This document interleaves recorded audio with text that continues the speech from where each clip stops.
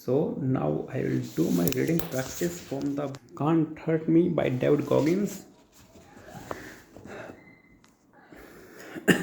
A true leader stays exhausted, abhors arrogance, and never looks down on the weakest link. He fights for his men and leads by example. That's what it means to be uncommon among uncommon. It meant being one of the best and helping your men find their best too. It was a lesson I had wished sunk in a lot deeper because in just a few more weeks I would be challenged in the leadership department and come up well short. Ranger school was so demanding and the standards were so high that only 96 men graduated out of a class of 308 candidates and the majority of them were from Bravo platoon. I was awarded enlisted honor man and received 100% peer evaluation. To me, that meant even more because my classmates, my fellow knuckle draggers, had valued my leadership in harsh conditions, and one look in the mirror revealed just how harsh those conditions were. I lost 56 pounds in ranger school. I looked like death. My cheeks were sunken, my eyes bugged out. I had no bicep muscle left. All of us were emaciated. Guys had trouble running down the block. Man who could do 40 pull-ups in one go now struggled to do a single one.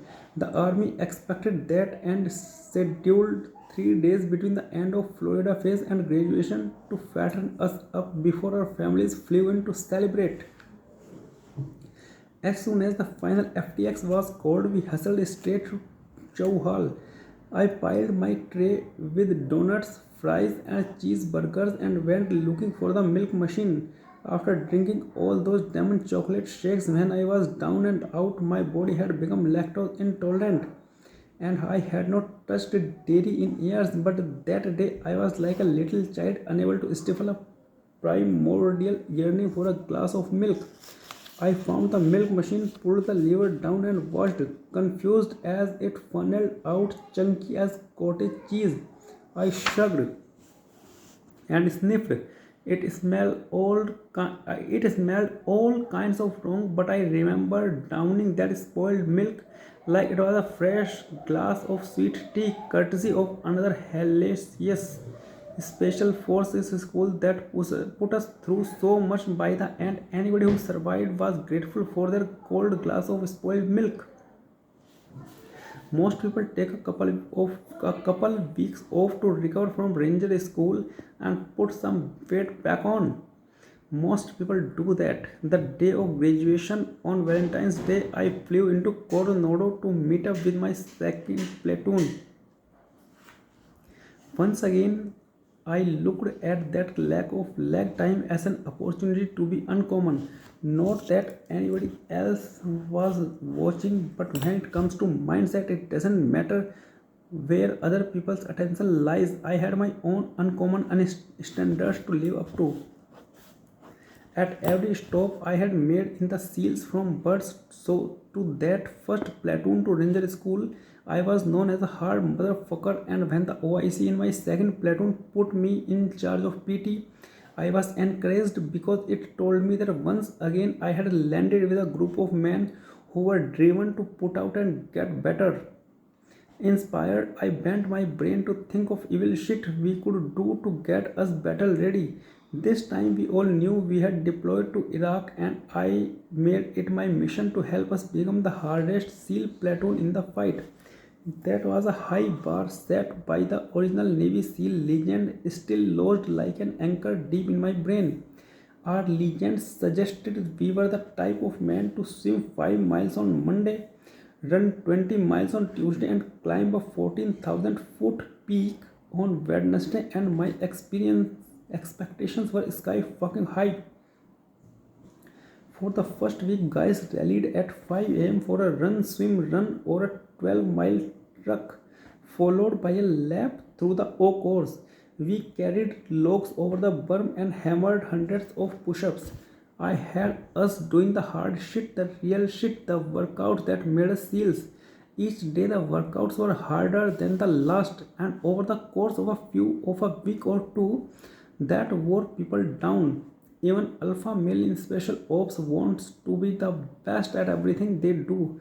But with me leading PT, they couldn't always be the best because I never gave them a break. We were all breaking down and showing weakness. That was the idea, but they didn't want to be challenged like that every day. During the second week, attendance flagged, and the OIC and the chief of our platoon took me aside. Look, dude, our OIC said, this is stupid. What are you doing? What are we doing? We are not in butts anymore, Goggins, said the chief. To me, this was not about being in birds, this was about living the SEAL ethos and earning the trident every day. These guys wanted to do their own PT, which typically meant hitting the gym and getting big. They were not interested in being punished physically and definitely were not interested in being pushed to meet my standard. Their reaction should not have surprised me, but it sure as hell disappointed me and made me lose all respect for their leadership. I understood that not everyone wanted to work out like an animal for the rest of their career because I didn't want to do that shit either. But what put distance between me and almost everybody else is that platoon is that I didn't let my desire for comfort rule me.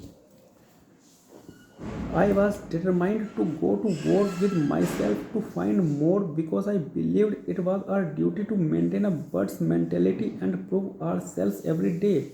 Navy SEALs are revered the world over and are thought to be the hardest men that God ever created. But that conversation made me realize that was not always true. I had just come from Ranger School, a place where nobody has any rank at all. Even if a general had classed up, he would have been in the same clothes we all had to wear. That of an enlisted man on day one of basic fucking training. We were all maggots reborn with no future and no past starting at zero. I loved that concept because it sent a message that no matter what we had accomplished in the outside world, as far as the Rangers were concerned, we were not shit. And I claimed that metaphor for myself because it's always and forever true. No matter what you or I achieve in sports, business, or life, we can't be satisfied. Life is too dynamic a game. We are either getting better or we are getting worse. Yes, we need to celebrate our victories. There is power in victory that's transformative, but after our celebration, we should dial it down, dream up new training regimens, new goals, and start at zero the very next day. I wake up every day as if I am back in birds day one, week one. Starting at zero is a mindset that says my refrigerator is never full and it never will be. We can always become stronger and more agile mentally and physically. We can always become more capable and more reliable. Since that's the case, we should never feel that our work is done. There is always more to do. Are you an experienced scuba diver? Great, shed your gear, take a deep breath and become a 100-foot free diver. Are you badass triathlete? Cool, learn how to rock climb. Are you enjoying a wildly successful career? Wonderful. Learn a new language or skill, get a second degree. Always be willing to embrace ignorance and become the dumb fuck in the classroom again because that's the only way to expand your body of knowledge and body of work. It's the only way to expand your mind. During week 2 of my second platoon, my chief and OIC showed their cards. It was devastating to hear that they did not feel that we needed to earn our status every day. Sure, all the guys I worked with over the years were relatively hard guys and highly skilled. They enjoyed the challenges of the job, the brotherhood, and being treated like superstars. They all loved being SEALs, but some were not interested in starting at zero because just by qualifying to breathe rare air, they were already satisfied. Now, this is a very common way of thinking. Most people in the world, if they ever push themselves at all, are willing to push themselves only so far. Once they reach a cushy plateau, they chill the fuck out and enjoy their rewards. But there's another phrase for that mentality. It's called getting soft, and that I could not abide. As far as I concerned, I had my own reputation to uphold, and when the rest of the platoon opted out of my custom made hellscape, the chip on my shoulder grew even bigger. I ramped up my workouts and vowed to put out so hard it wouldn't hurt their fucking feelings. As head of PT, this was not in my job description. I was supposed to inspire guys to give more. Instead, saw what I considered a glaring weakness and let them know I was not impressed. In one short week, my leadership regressed light years from where I was in Ranger School. I lost touch with my situational awareness and didn't respect the men in my platoon enough. As the leader, I was trying to bull my way through, and they bucked against that. Nobody gave an inch, including the officers. I suppose all of us took a path of least resistance. I just didn't notice it because physically I was going harder than ever.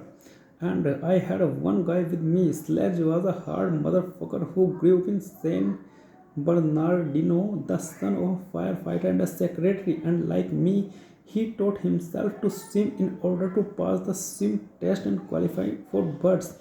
He was only a year older than he was only a year older, but was already in his fourth platoon. He was also a heavy drinker, a little overweight, and looking to change his life. The morning after the chief, the OIC, and I had words. Sledge showed up at 5 a.m. ready to roll. I had been there since 4:30 a.m. and had a lather of sweet working already. I like what you are doing with the workouts, he said, and I want to keep doing them. Roger that. From then on, no matter what we were stationed, whether that was Coronado, Nyland, or Iraq, we got after it every single morning. We would meet up at 4 a.m. and get it to it. Sometimes that meant running up the side of a mountain before hitting the oak course at high speed and carrying logs up and over the berm and down the beach. In birds, usually 6 men carried those logs. We did it with just the two of us. On another day, we rocked a pull-up pyramid, hitting sets of one all the way up to 20 and back down to one again. After every other set, we would climb a rope 40 feet high. 1000 pull-ups before breakfast became our new mantra. At first, Sledge struggled to rock one set of 10 pull-ups. Within months, he had lost 35 pounds and was hitting 100 sets of 10. In Iraq, it was impossible to get long runs in, so we lived in the weight room. We did hundreds of deadlifts and spent hours on the hip sled. We went away beyond overtraining. We did not care about muscle fatigue or breakdown because after a certain point, we were training our minds, not our bodies. My workouts were not designed to make us fast runners or to be the strongest man on the mission. I was training us to take torture so we had remain relaxed in extraordinary uncomfortable environments. And shit did get uncomfortable from time to time. Despite the clear divide within our platoon, Slash and me versus everyone else, we operated well together in Iraq. Off duty, however, there was a huge gulf between who the two of us were becoming and who I thought the men in my platoon were. And my disappointment showed. I wore my shitty attitude around like a shroud, thus earning me the platoon nickname David Leave Me Alone Goggins, and never woke up to realize that my disappointment was my own problem, not my teammates' fault. That's the drawback of becoming uncommon amongst uncommon. You can push yourself to a place that is beyond the you can push yourself to a place that is beyond the current capability or temporal mindset of the people you work with, and that's okay. Just know that your supposed superiority is a figment of your own ego. So don't lord it over them because it won't help you advance as a team or as an individual in your field. Instead of getting angry that your colleagues can't keep up, help pick your colleagues up and bring them with you. Thank you. That's it for the day.